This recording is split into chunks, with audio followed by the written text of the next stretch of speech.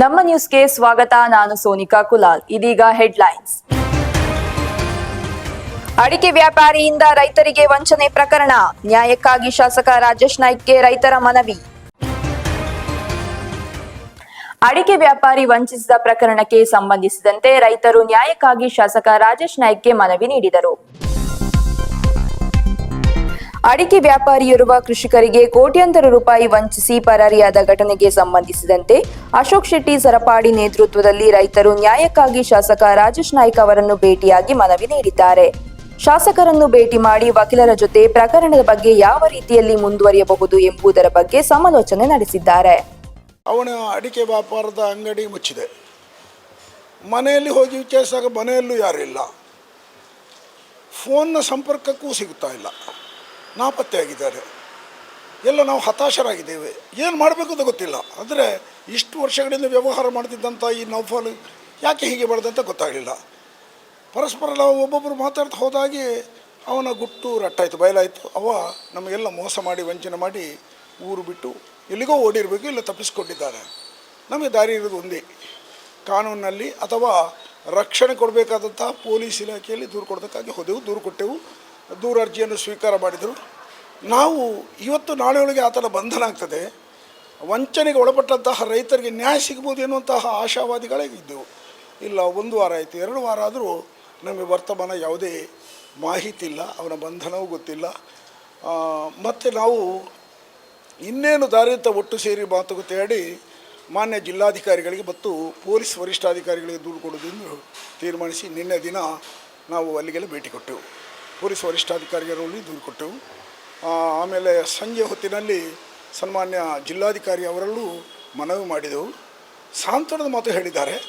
ಕಾನೂನಿನಲ್ಲಿ ನಮಗೆ ವಿಶ್ವಾಸ ಇದೆ, ಆದರೆ ಕೋರ್ಟಿಗಾಗುವಾಗ ನಮ್ಮ ಈ ಸಾಕ್ಷ್ಯಾಧಾರಗಳು ಸಾಕಾಗುವುದಿಲ್ಲ ಎನ್ನುವಂಥ ಒಂದು ಮಾತಿದೆ. ಏನೇ ಇರಲಿ, ರೈತ ವಲಯಕ್ಕೆ ಅನ್ಯಾಯ ಆಗಿದೆ. ಮೊದಲಿಗೆ ರೈತರ ಕಣ್ಣೀರನ್ನು ಒರೆಸಬೇಕಾದಂಥ ಜವಾಬ್ದಾರಿ ಜಿಲ್ಲಾಡಳಿತಕ್ಕಿದೆ. ಅಲ್ಲಿಂದ ನಾವು ನೇರವಾಗಿ ನಮ್ಮ ಸನ್ಮಾನ್ಯ ಲೋಕಸಭಾ ಸದಸ್ಯರಾದಂಥ ಬ್ರಿಜೇಶ್ ಚೌಟ ಅವರಲ್ಲಿ ಫೋನ್ನಲ್ಲಿ ಸಂಪರ್ಕ ಮಾಡಿದೆ. ಅವರು ಊರಲ್ಲಿಲ್ಲ, ಮುಂಬೈಯಲ್ಲಿದ್ದರು. ಬಂದ ತಕ್ಷಣ ನಾನು ಅದರ ಬಗ್ಗೆ ಗಮನ ಹರಿಸ್ತೇನೆ ಎನ್ನುವಂಥ ಆಶ್ವಾಸನೆ ಮಾತನ್ನು ಕೊಟ್ಟರು. ಇವತ್ತು ನಾವು ನಮ್ಮ ಕ್ಷೇತ್ರದ ಜನಪ್ರತಿನಿಧಿ ಸನ್ಮಾನ್ಯ ರಾಜೇಶ್ ನಾಯ್ಕ್ ಉಳಿಪಾಡಿಗುತ್ತಾ ಅವರ ಮನೆಗೆ ಭೇಟಿ ಕೊಟ್ಟು ಅವರಲ್ಲಿ ನಿವೇದನೆ ಮಾಡಿಕೊಂಡೆವು. ಅವರು ಕೂಡ ನಮಗೊಂದು ಸಮಾಧಾನಕರ ಮಾತು ಹೇಳಿದ್ದಾರೆ. ನೋಡೋಣ, ಪೊಲೀಸ್ ಇಲಾಖೆಗೆ ಮಾತ್ರ ಇದು ಅವನನ್ನು ಹಿಡಿದು ವಿಚಾರಣೆ ಮಾಡುವಂಥ ಅವಕಾಶ ಅಧಿಕಾರ ಇರೋದು, ನಾವು ಆ ಬಗ್ಗೆ ಒತ್ತಡ ಹಾಕ್ತೇವೆ ಎನ್ನುವಂತಹ ಮಾತನ್ನು ಹೇಳಿದ್ದಾರೆ. ತಕ್ಷಣ ಇಲ್ಲಿನ ಬಂಟ್ವಾಳ ನಗರ ಠಾಣಾ ಅಧಿಕಾರಿ ಅವರನ್ನು ಸಂಪರ್ಕ ಮಾಡಿ ಮಾತಾಡಿದರು. ನಮಗೀಗ ಮುಖ್ಯವಾಗಿ ಅವನನ್ನು ಕರಿಬೇಕು, ಪರಸ್ಪರ ಮಾತುಕತೆ. ಅವನು ಸೋತಿಲ್ಲ, ಯಾವುದೇ ಕಾರಣಕ್ಕೂ ಅವನು ಸೋಲೋದಕ್ಕೆ ಸಾಧ್ಯವಿಲ್ಲ. ಯಾಕಂದರೆ ಅವನ ವ್ಯಾಪಾರ ಅಂಥದ್ದಲ್ಲ, ಅಡಿಕೆ ವ್ಯಾಪಾರ ಇದು. ನಾವು ಕೊಟ್ಟ ರೈತರಿದ್ದೇವೆ, ನಾವು ಅವನ ನಿರೀಕ್ಷೆಯಲ್ಲಿದ್ದೇವೆ. ಅವನನ್ನು ನಮ್ಮನ್ನು ಒಟ್ಟಿಗೆ ಜೊತೆ ಮಾಡಲಿ, ಹೇಳಲಿ. ಈಗ ಅವನಲ್ಲಿ ಹಣ ಏನಾದರೂ ಬೇರೆ ವ್ಯವಹಾರಕ್ಕೆ ಹಾಕಿದರೆ ಸ್ವಲ್ಪ ಕಾಲಾವಕಾಶ ಕೇಳಿದರೆ ನಾವು ಅದನ್ನು ಕೊಡೋದಕ್ಕೆ ಸಿದ್ಧರಿದ್ದೇವೆ. ಸ್ವಲ್ಪ ಭಾಗಶಃ ಇಲ್ಲ, ನನಗೆ ಸ್ವಲ್ಪ ನೀವು ರಿಯಾಯಿತಿ ಮಾಡಬೇಕೆಂದು ಮಾತು ಹೇಳಿದರೆ ಅದನ್ನು ಕೂಡ ನಾವು ಮಾಡೋದಕ್ಕೆ ಸಿದ್ಧರಿದ್ದೇವೆ. ಒಟ್ಟಿನಲ್ಲಿ ಅವ ನಮ್ಮ ಎದುರು ಬರಬೇಕು, ಮಾತುಕತೆ ಆಡಬೇಕು. ಮಾತಿನ ಮೂಲಕ ನಿಜವಾಗಿ ಅವು ಹಾಗೆ ನಡೆಯುವಂತೆ ನೋಡಿಕೊಳ್ಬೇಕಾದಂಥ ಹೊಣೆಗಾರಿಕೆಯನ್ನು ನಾವು ಸನ್ಮಾನ್ಯ ಜಿಲ್ಲಾಧಿಕಾರಿಗಳಿಗೆ, ಜನಪ್ರತಿನಿಧಿಗಳಿಗೆ, ಪೊಲೀಸ್ ವರಿಷ್ಠಾಧಿಕಾರಿಗಳಿಗೆ, ಸ್ಥಳೀಯ ಠಾಣಾಧಿಕಾರಿಗಳಿಗೆ ಎಲ್ಲರನ್ನು ನಾವು ಮನವಿ ಮಾಡ್ತಾಯಿದ್ದೇವೆ. ಒಂದು ವೇಳೆ ನಮ್ಮ ಮನವಿಯನ್ನು ಕಡೆಗಣಿಸಿ ನಮಗೆ ನ್ಯಾಯ ಕೊಡದಿದ್ದರೆ ಇನ್ನು ನಮಗೆ ದಾರಿ ಒಂದೇ. ಈಗಾಗಲೇ ನಾವು ಉಲ್ಲೇಖ ಮಾಡಿದ್ದೇವೆ, ನ್ಯಾಯ ಕೊಡಿ ಇಲ್ಲ ವಿಷ ಕೊಡಿ. ನಮಗೆ ಇನ್ನೂ ವಿಷಯವೇ ಗತಿ. ಹಾಗಾಗಿ ನಾವು ಇನ್ನೂ 1 ವಾರ ಕಾಯ್ತೇವೆ. ಏನು ನಿಮ್ಮಿಂದ ಉತ್ತರ ಬರ್ತದೆ ಇರುವುದನ್ನು ನಾವು ಕಾಯ್ತೇವೆ. ಇದು ಸಮರ್ಪಕವಾದ ಉತ್ತರ, ನಮಗೆ ನ್ಯಾಯ ಸಿಗುವಂಥ ಲಕ್ಷಣ ಇಲ್ಲದಿದ್ದರೆ ನಾವು ತಾಲೂಕು ಕಚೇರಿಯ ಮುಂಭಾಗದಲ್ಲಿ ಮಿನಿ ವಿಧಾನಸೌಧದ ಮುಂದೆ ಉಪವಾಸ ಸತ್ಯಾಗ್ರಹ, ನಾವು ರೈತರು ಮಾತ್ರ ಅಲ್ಲ, ರೈತರ ಮನೆಯ ಮಡದಿ ಮಕ್ಕಳು ಸಮೇತ ಬಂದು ಇಲ್ಲಿ ಉಪವಾಸ ಕುಳಿತುಕೊಳ್ಳುವುದು ಅಂತ ತೀರ್ಮಾನ ಮಾಡಿದ್ದೇವೆ. ಅದಕ್ಕೆ ಅವಕಾಶ ಮಾಡಿಕೊಡದೆ ದಯವಿಟ್ಟು ಅತಿ ಶೀಘ್ರವಾಗಿ ಆರೋಪಿಯಿಂದ ಯಾವ ನೌಫಲ್ ಇದ್ದಾನೋ ಅವನನ್ನು ಬಂಧಿಸಿ ಅಥವಾ ಆತನನ್ನು ಸೌಹಾರ್ದಯುತವಾಗಿ ಕರೆದು ಮಾತುಕತೆ ಮೂಲಕ ಈ ಒಂದು ನಮ್ಮ ಸಂಕಷ್ಟದಿಂದ ನಮ್ಮನ್ನು ಬಿಡುಗಡೆಗೊಳಿಸಬೇಕು, ನಮಗೆ ಪರಿಹಾರ ನೀಡುವಂಥ ವ್ಯವಸ್ಥೆಗೆ ತೊಡಗಬೇಕಂತ ಹೇಳಿ ನಾವು ಎಲ್ಲ ರೈತರ ಪರವಾಗಿ ಇವತ್ತು ಒಂದು 7-8 ಜನರ ನಿಯೋಗ ನಾವು ಮಾಡಿದ್ದೇವೆ. ನಿಯೋಗದ ಮೂಲಕ ಪ್ರತಿಯೊಬ್ಬರನ್ನು ಸಂಪರ್ಕ ಮಾಡಿ ನಮ್ಮ ನಿವೇದನೆಯನ್ನು ಹೇಳಿಕೊಂಡಿದ್ದೇವೆ. ಬೂಡ ಕಚೇರಿಯಲ್ಲಿ ಸಾರ್ವಜನಿಕರ ಕೆಲಸ ಆಗುತ್ತಿಲ್ಲ ಎಂದು ಕಾಂಗ್ರೆಸ್ ಮುಖಂಡ ಮಹಮ್ಮದ್ ನಂದಾವರ ಆಕ್ರೋಶ ಹೊರಹಾಕಿದ್ದಾರೆ.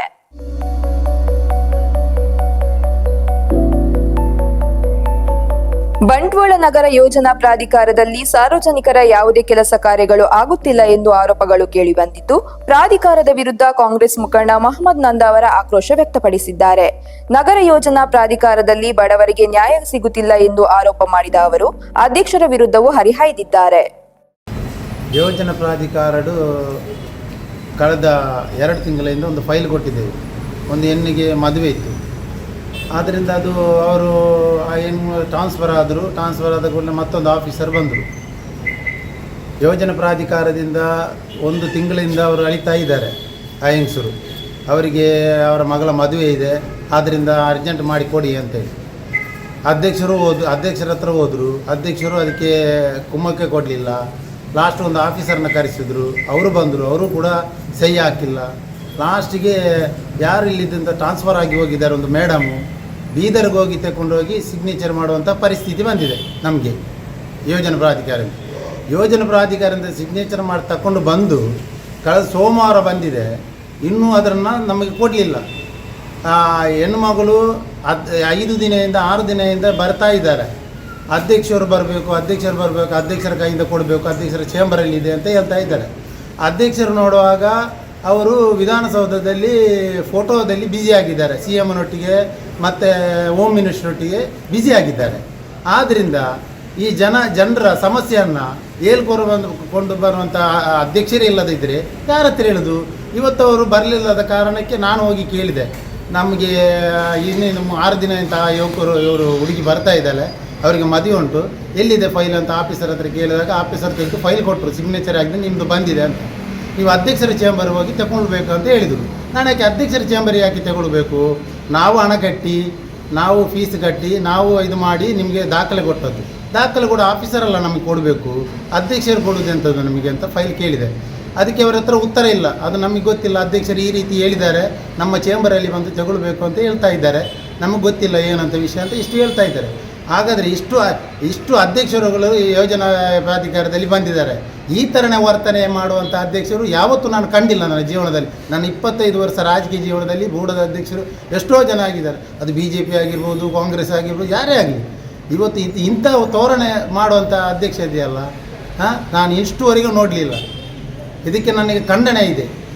ಯಾವ ಕೆಲಸ ಕೂಡ ಇಲ್ಲಿ ಯೋಜನಾ ಪ್ರಾಧಿಕಾರದಲ್ಲಿ ಆಗುವುದಿಲ್ಲ, ಅಧ್ಯಕ್ಷರಲ್ಲಿ ಯಾರೇ ಇರಲಿ. ಇಷ್ಟುವರೆಗೆ ನಡಲೇ ಇಲ್ಲ ಕೆಲಸ. ಇಲ್ಲಿ ಎಷ್ಟು ತಿಂಗಳಾಯ್ತು ಅವರು ಅಧ್ಯಕ್ಷ ಆಗಿ, ಏನು ಮಾಡಿದ್ದಾರೆ ಹೇಳ್ಬೇಕಲ್ಲ ಅವರು. ನಾವು ಹೋದರೆ ಹೇಳ್ತಾರೆ ಅವರು ಬ್ಲಾಕರ್ ಹಾಗೆ ಹೀಗೆ ಅಂತ ಹೇಳ್ತಾರೆ. ಯಾರು ಬ್ಲಾಕರು? ಒಂದು ಇಂಪ್ಲೆನ್ಸ್ ಮಾಡೋಕ್ಕೆ ಬ್ಲಾಕರ್ ಆಗ್ತಾರಾ?